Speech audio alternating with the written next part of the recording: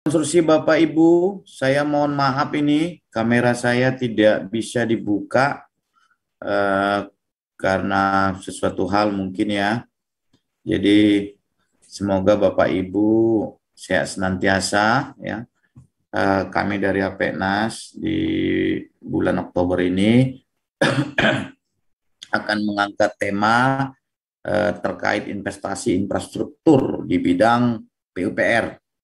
Materi-materi yang akan disampaikan oleh narasumber kita dari APENAS ini itu memang adalah dari beberapa saduran materi ya yang kita ambil dari Kementerian PUPR Republik Indonesia.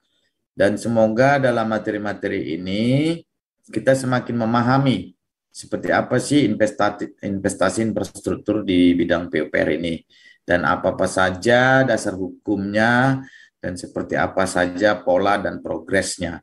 Itu nanti akan digali lebih dalam bersama dengan narasumber kita. Bapak Ibu sekalian, kami harap Bapak Ibu berbahagia senantiasa mengikuti webinar ini dan jangan lupa tetap jaga kesehatan, tetap patuhi aturan protokol kesehatan dari pemerintah dan senantiasa kita semua dilindungi Tuhan dalam kebaikannya, diberi kesehatan senantiasa. Salam konstruksi Bapak Ibu dan sehat senantiasa.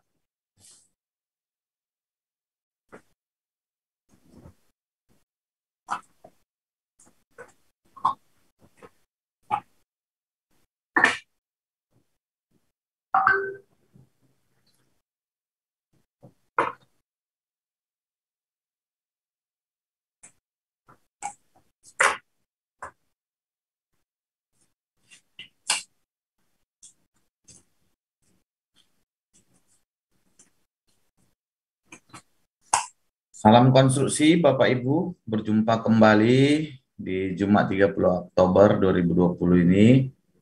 Kita akan membahas webinar kali ini terkait tema investasi infrastruktur bidang PUPR ya. Ini materi ini kami sadur dari materi Kementerian PUPR RI. Untuk itu Bapak Ibu, bagi Bapak Ibu yang sudah menghadiri, jangan lupa ya untuk melakukan registrasi absensi ya di link yang sudah disampaikan di ruang chatting ya.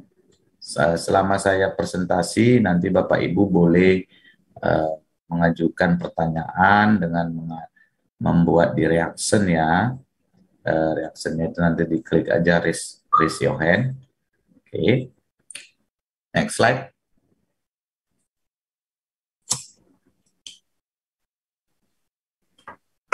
Ya, daya saing Indonesia dan kebutuhan pendanaan. Ini yang paling penting kita sikapin para kontraktor pengusaha konstruksi di bawah naungan APENAS ya. Next slide.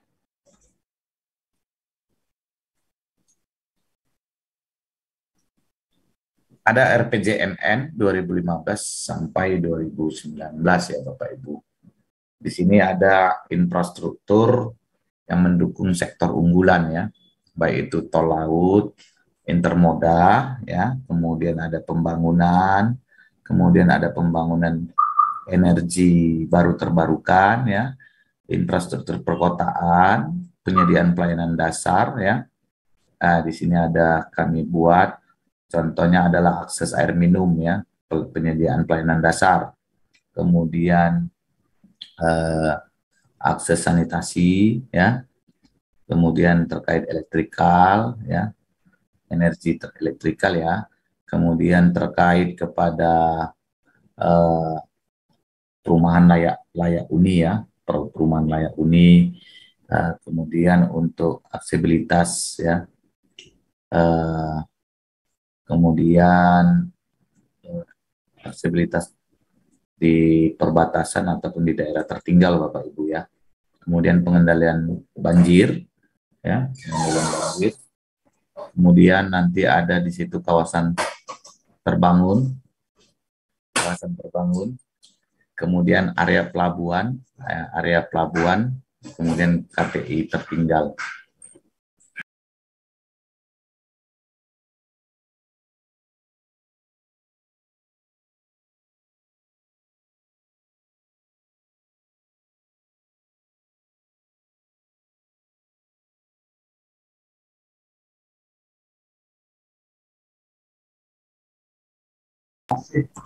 Ya, Bapak Ibu, di sini ada infrastruktur perkotaan ya. Oke, kita lanjut lagi. Dalam infrastruktur perkotaan ini, Bapak Ibu, ada jaringan yang mendukung ya. Kemudian ada peningkatan layanan umum ya. Ada peningkatan layanan umum. Ya, next slide. Ya, ini proyeksi kebutuhan pendanaan infrastruktur PUPR ya Bapak Ibu. Dari mulai Renstra PUPR, gap pendanaan Denstra, ya target pendanaan yang akan capai, prediksi ketersediaan, kemudian gap yang harus dipenuhi ya. Ini ada pembiayaannya itu sekitar 402,9 triliun ya. Ini data PUPR November 2017 lalu ya. Next slide. Nanti bisa diambil, diminta materinya ya Bapak Ibu dari admin kita, tinggal dikirim saja daftar hadir, emailnya nanti ada, kita akan kirim materinya ya, bagi yang berminat ya. Ini isu strategis investasi infrastruktur, mengubah pola pikir pejabat publik, sektor swasta, dan pihak terkait dalam hal kerjasama pemerintah dan badan usaha sebagai pembiayaan kreatif.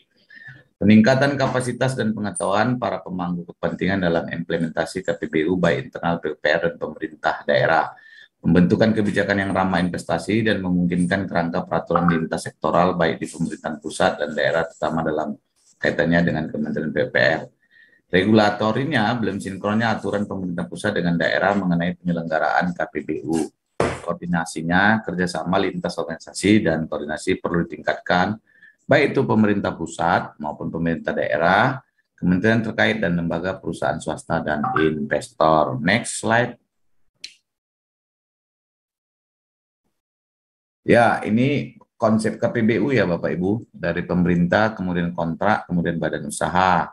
KPBU memberikan skenario kerjasama antara pemerintah dan badan usaha dalam penyediaan infrastruktur untuk kepentingan umum dengan mengacu pada spesifikasi yang telah ditetapkan sebelumnya oleh Menteri, Kepala Lembaga, Kepala Daerah, Badan Usaha milik negara, Badan Usaha milik daerah yang sebagian atau seluruhnya menggunakan sumber daya badan usaha dengan memperhatikan pembagian risiko di antara para pihak. Ini pasal 1 angka 6 Perpres 38 2015. Perlu diketahui Bapak Ibu, KPBU bukan merupakan pengalian kewajiban ya. KPBU bukan merupakan privatisasi barang publik. KPBU bukan merupakan pinjaman utang ya.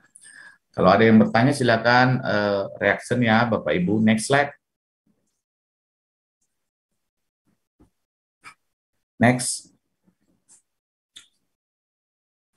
Nah, ini jenis infrastruktur yang dapat di KPBU-kan ya Bapak Ibu. Dari mulai transportasi, jalan, ketenaga listrikan, migas, dan EBT. Konservasi energi, telekomunikasi, dan informasi ya.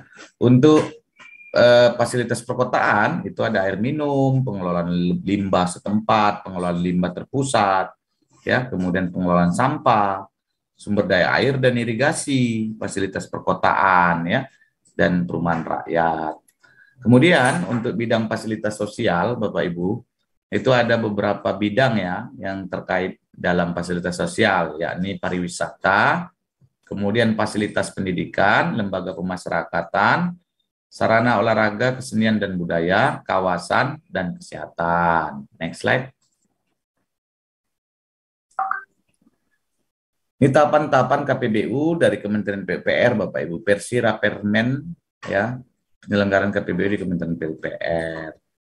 Jadi ada di sini, bisa dilihat bagaimana peran serta swasta, bagaimana peran serta unit organisasi, ya, simpul-simpul KPBU, ya, perencanaan dari mulai tahap pertama, perencanaan proyek KPBU, tahap kedua penyiapan proyek KPBU, tahap ketiga transaksi proyek KPBU. Yang keempat, manajemen pelaksanaan proyek KPBU. Yang mana tahap pertama ini meliputi outputnya adalah master plan, ya, development program, studi pendahuluan atau FS, ya, feasibility study, daftar rencana proyek KPBU-nya. Kemudian di tahap kedua itu prastudi kelayakan, ya, prastudi kelayakan OBC dan FBC, dokumen perencanaan pengadaan tanah dan pemukiman kembali, dan termasuk juga dokumen AMDAL, ya Bapak Ibu. Untuk tahap 3 itu output yang dibutuhkan adalah dokumen penetapan lokasi, PL-nya, ya, dokumen prakualifikasi, dokumen pengadaan, dokumen perjanjian kerjasama, dokumen perjanjian penjaminan, dokumen perjanjian progres, ya Bapak Ibu, dokumen perjanjian pinjaman, ya. Kemudian di tahap 4 itu outputnya laporan administrasi, laporan kemajuan pekerjaan, laporan kinerja, laporan keuangan tahunan, laporan hasil testing dan komisioning, laporan serah terima aset. Itu yang bisa diinikan Bapak Ibu, ya, nanti bisa dilihat lagi di materi kita. Next slide. Mengapa perlu simpul-simpul KPBU ini, ya? Ini ada key partnernya, ya, key activities, kemudian ada proposionnya, kemudian ada relationship, customer relationship, kemudian customer segmennya, ya. Ini harus dilakukan survei yang mendalam, ya. Ini harus ada survei yang jelas, data yang jelas, sehingga pada saat data ini jelas, maka kita bisa menyampaikan, ya, key resource-nya seperti apa, channelnya seperti apa, ya, kemudian streamnya itu seperti apa, cost structure-nya seperti apa. Nah, itu yang harus didetailkan dalam laporan-laporan ataupun hasil daripada penelitian tersebut, ya. Next slide. Penunjukan simpul KPBU di Kementerian PUPR, ya, sesuai dengan Kemen PUPR nomor 661.2/KPTST _M_2018. Ini nanti bisa di-download juga Bapak Ibu, ya, di internet, ya. Next slide. Konsep kelembagaan KPDBU, ya, untuk daerah ini diadaptasi dari KPBU juga, ya, di Kementerian PUPR, ya. Jadi bagaimana DJPK-nya, ya, simpul-simpulnya Balitbang, ada Bapeda, ya, kemudian eksternal stakeholder terkait, ya. Jadi dari kepala daerah, DJPK, dinas teknis daerah, eksekutif unitnya siapa, dinas teknis daerah itu siapa, contohnya studi pendahuluan identifikasi apa, pra-FS, feasibility and bankable-nya seperti apa, tanah dan AMDAL-nya juga siapa, dan siapa yang akan melakukan. Kemudian nanti itu semua simpul-simpul itu akan menjadi satu regulasi terhadap daerah, ya. Jadi itulah nanti menjadi dasar penelitian tadi, menjadi pengajuan ataupun penilaian badan usaha tersebut mampu atau tidak, ya. Next slide. Ini percepatan pelaksanaan KPBU di daerah, Bapak Ibu. Jadi peraturan KPBU di daerah ini ada di pasal 44 ayat 1, ya. Yakni Menteri Kepala Lembaga Kepala Daerah membentuk unit unit kerja di lingkungan kementerian lembaga daerah sebagai simpul KPBU. Pasal 46 ayat 2, Menteri Kepala Lembaga Daerah dapat mengatur tata cara pelaksanaan kerjasama pemerintah dengan badan usaha pelaksana sesuai dengan kewenangan masing-masing. Peraturan terkait AP ini adalah di PMK, Peraturan Menteri Keuangan nomor 190/2015 Permendagri nomor 96 tahun 2016. Nah, inilah komitmen dan dukungan Pemda, ya Bapak Ibu, ya. Jadi penyusunannya RPJMD dan Renstra, ya, penyusunan program KPBU, penyusunan anggaran terkait KPBU, identifikasi proyek-proyek infrastruktur, identifikasi potensi pelaksanaan KPBU di daerah, menyusun kajian-kajian terkait KPBU, kemudian tim KPBU, panitianya, pengadaan KPBU, dan lain-lain, ya. Next slide.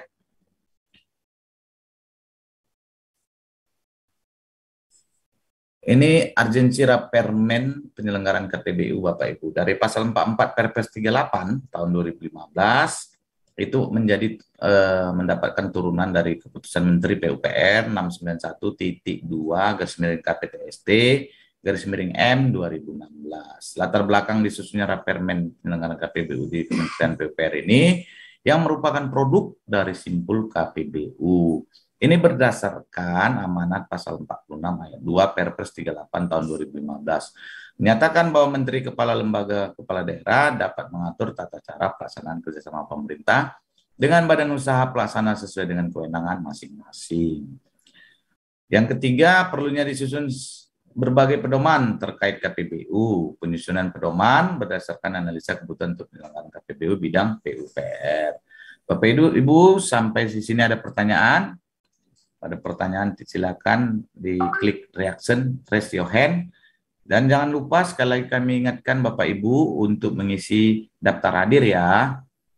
Ya, next slide.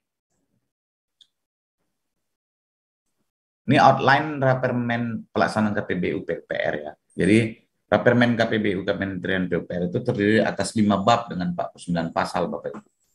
Ya. Jadi 9 bab. Bab yang pertama adalah ketentuan umum. Yang kedua jenis infrastruktur yang dapat dikerjasamakan melalui skema KPBU. Ketiga adalah kelembagaan KPBU. Yang keempat tata cara pelaksanaan KPBU. Yang kelima prakarsa badan usaha. Yang keenam manajemen risiko. Yang ketujuh pemantauan dan evaluasi. Yang kedelapan ketentuan peralihan dan kesembilan ketentuan penutup. Ini nanti bisa kita lihat ya dalam 9 bab ini dengan 49 pasal ya. Next. Ini pasal 1 ya, ketentuan umum ya. Unit organisasi di Kementerian Pekerjaan Umum dan Perumahan Rakyat yang selanjutnya disebut unit organisasi PUPR atau unit organisasi adalah setiap organisasi di Kementerian Pekerjaan Umum dan Perumahan Rakyat secara masing-masing memiliki kewenangan terhadap infrastruktur PUPR berdasarkan peraturan perundang-undangan. Tim KPBU adalah tim yang dibentuk oleh PJPK untuk membantu pengelolaan KPBU pada tahap penyiapan dan tahap transaksi KPBU, khususnya setelah penetapan badan usaha pelaksana hingga diperolehnya pemenuhan pembiayaan finansial close serta berkoordinasi dengan simpul KPBU dalam pelaksanaannya. Bagaimana dengan panitia pengadaannya? Ya, panitia pengadaan adalah tim yang dibentuk PJPK yang memiliki peran dan tanggung jawab untuk mempersiapkan dan melaksanakan proses pengadaan badan usaha pelaksana pada tahap transaksi. Unit manajemen KPBU-nya adalah yang dibentuk oleh PJPK-nya untuk melaksanakan kegiatan pada tahap manajemen pelaksanaan. Jadi simpul KPBU adalah unit organisasi PUPR yang ditunjuk dan ditetapkan oleh Menteri berdasarkan peraturan perundang-undangan. Gitu ya Bapak Ibu ya. Next slide.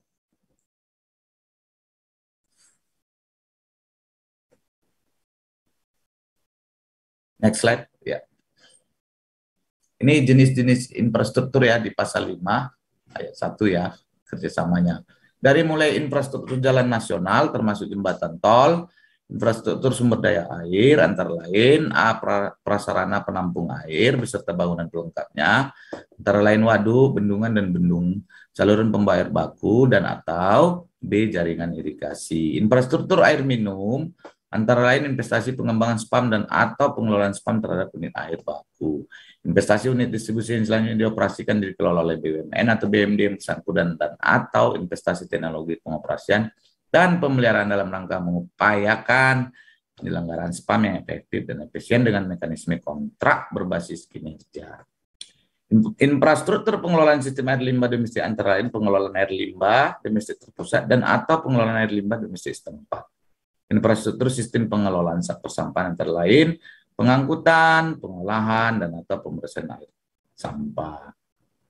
Infrastruktur perumahan antara lain rumah susun umum, rumah susun khusus, dan rumah susun negara yang pematannya dengan cara sewa. Sampai di sini ada pertanyaan Bapak Ibu? Ya, next slide.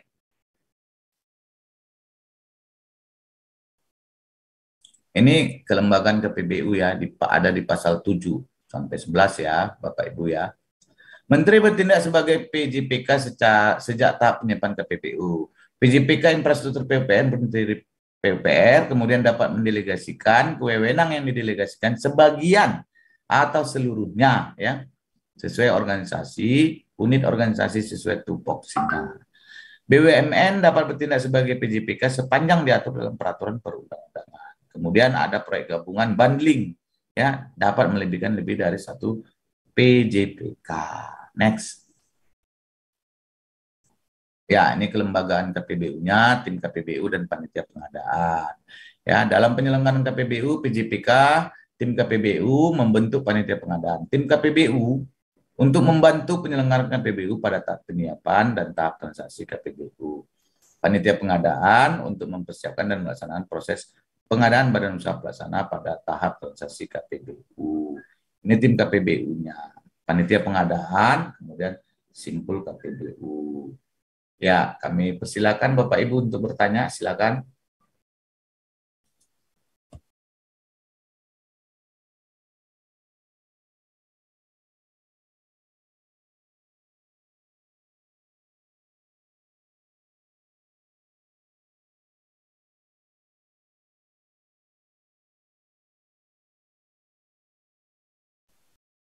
Ya, kita lanjut ya Bapak Ibu. Ya, next slide. Saya mau bertanya, Pak. Ya.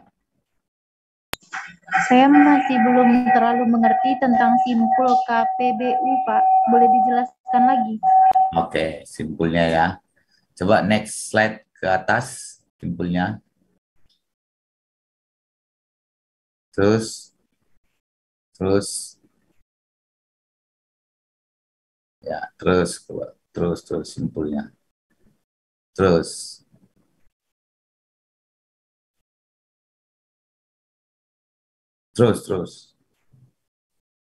ya, lagi ya. Terus.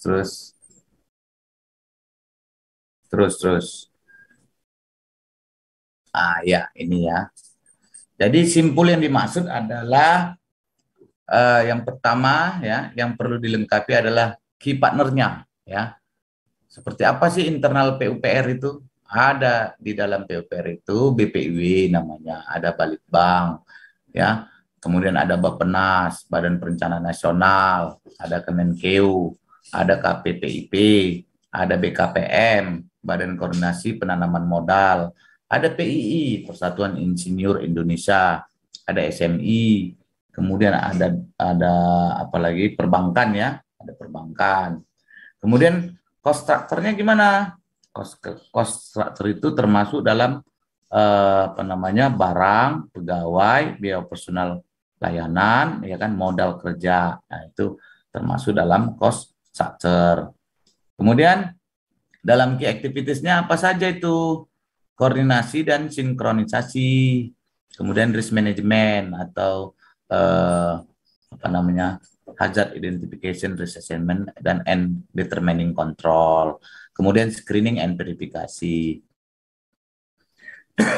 Jadi setelah di screening, semua itu perlu diverifikasi, cross check, check and balance.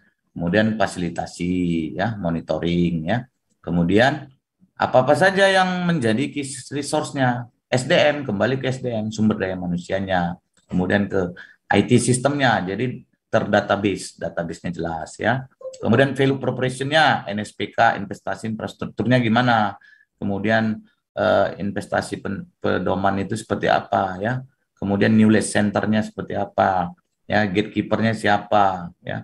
Promosinya bagaimana? Promosinya apakah perlu media cetak, perlu mengumpulkan lembaga swadaya masyarakat, perlu mengumpulkan akademisi atau asosiasi seperti itu ya.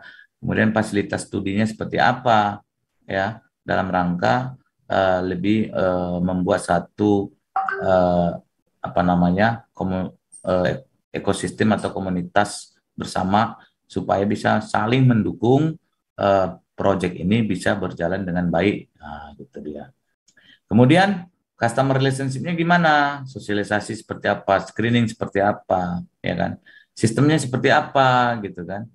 Kemudian di channelnya ini ada pendampingan teknis, pendampingan sosialisasi, pendampingan dari warga ke warga, warga ke pengurus RT RW, lurah, camat, ataupun pemerintah-pemerintah daerah yang saling terintegrasi, saling terkait. Kemudian marketnya seperti apa, ya? Apakah tim marketingnya unggul, webnya seperti apa? Ini web ini kan website tergantung kepada digitalisasi, ya, digitalisasi. Kemudian customer segmennya siapa, ya kan? Umurnya berapa tahun, sektor PUPR-nya, ya kan?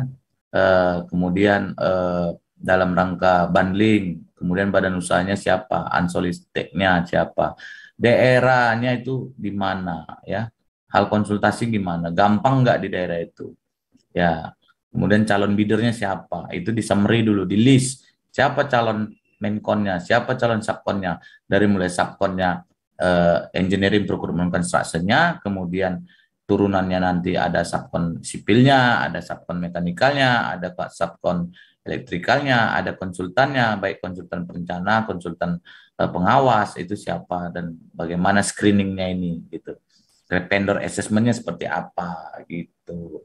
Nah, gitu dia. Kira-kira gimana Ibu? Sudah cukup? Puas? Terima kasih Pak penjelasannya. Oke, next slide. Tadi halaman 20 ya, sudah ya. Halaman 20 ya.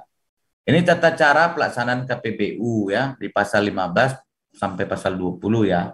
Ini tahap pertama perencanaan proyek KPBU, kemudian di pasal 21 dan 28 tahap kedua penyiapan proyek KPBU ya. Pasal 29 sampai 37 itu merupakan tahap ketiga transaksi proyek KPBU ya.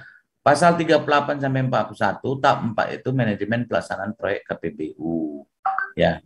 Dalam setiap tahapan itu dibutuhkan output. Outputnya apa? Nah, kalau kita mengacu kepada pasal 15 sampai 20, outputnya adalah master plan, development program, studi pendahuluan, daftar rencana proyek KPBU. Kemudian di pasal 21-28 itu outputnya apa? Prastudi kelayakan, ya, dokumen perencanaan pengadaan tanah dan pemukiman kembali. Kemudian dokumen AMDAL. Tahap tiganya seperti apa? Transaksi proyek KPBU. Outputnya apa? Dokumen penetapan lokasi, dokumen prakualifikasi, dokumen pengadaan, dokumen perjanjian kerjasama, dokumen perjanjian penjaminan, dokumen perjanjian regres, dokumen perjanjian pinjaman. Tahap empatnya manajemen pelaksanaan proyek KPBU. Ini di cover melalui pasal 38 sampai pasal 41. Outputnya apa Bapak Ibu? Outputnya adalah laporan administrasi, laporan kemajuan pekerjaan, laporan kinerja, laporan keuangan tahunan, laporan hasil testing dan komisioning, kemudian laporan serah terima aset. Ya, inilah proyeknya seperti turnkey project ya. Jadi turnkey project itu pada saat proyek sudah selesai baru dikasih kepada user atau pada owner and ownernya ya. Kemudian nanti di sana akan ada yang namanya pemeliharaan fasilitas ataupun gedung utama seperti itu. Itu dia Bapak Ibu ya. Kira-kira ada pertanyaan? Kita lanjut ya. Slide berikutnya. Ya, ini manajemen risiko di pasal 45 diatur juga Bapak Ibu ya. Dalam menyelenggarakan setiap tahapan KPBU sebagaimana dimaksud dalam pasal 12, pimpinan unit organisasi PUPR melakukan manajemen risiko berkoordinasi dengan Simpul KPBU. Manajemen risiko penyelenggaraan KPBU bertujuan untuk memastikan keberlanjutan infrastruktur PUPR dan meningkatkan kepercayaan para pemangku kepentingan dalam penyelenggaraan KPBU. Pelaksanaan proyek KPBU ini, Bapak Ibu, dalam manajemen risiko itu ada 4 poin penting ya.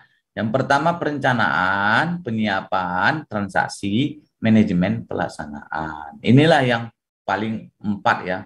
Kalau bahasa Inggrisnya itu PDCA, Plan Do Check Action ya, PDCA, Plan Do Check Action. Jadi direncanakan, ya, disiapkan, kemudian ditransaksikan, kemudian manajemen dalam pelaksanaan. Oke, next slide Bapak Ibu.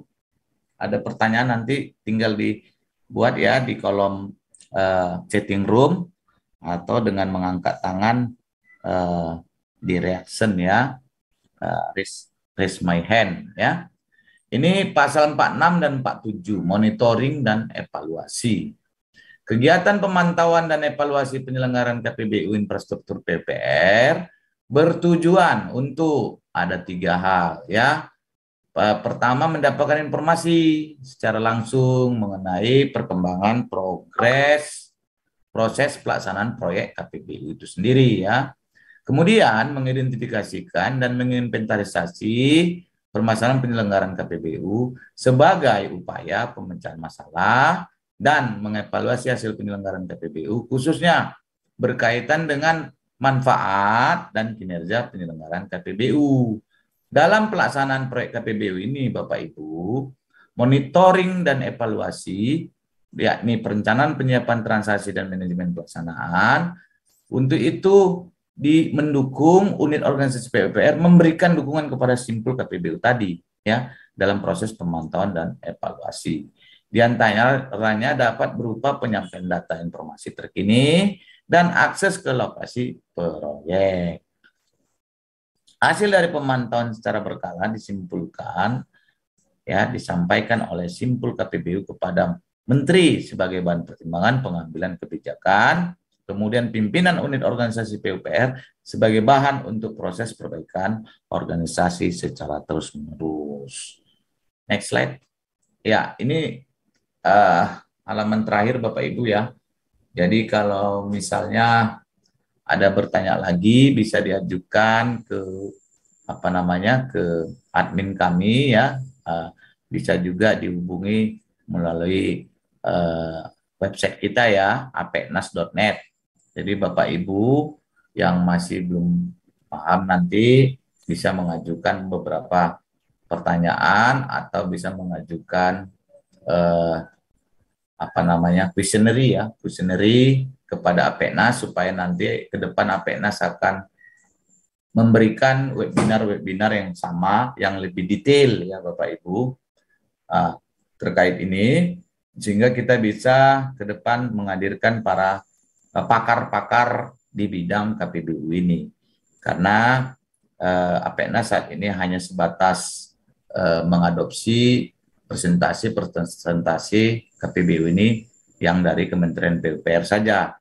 Mudah-mudahan ke depan di antara kita para anggota badan usaha yang tergabung dalam Apeknas, ke depan kita mengambil peran, mengambil porsi yang lebih baik untuk perusahaan kita masing-masing ya, dan untuk asosiasi kita lebih maju. Demikian Bapak Ibu yang bisa kami sampaikan pada hari ini, kurang lebih minta maaf kalau ada kesalahan kami dalam menyampaikan presentasi ini. Mohon dimaafkan Bapak Ibu, ini tidak menggurui, kami hanya berbagi knowledge ya bagi kita untuk sesama Apeknas supaya ke depan Apeknas lebih maju Bapak Ibu. Kira-kira ada yang bertanya Bapak Ibu? Gimana? Ada yang bertanya atau saya cukupin? Ya, terima kasih Bapak Ibu sekali lagi.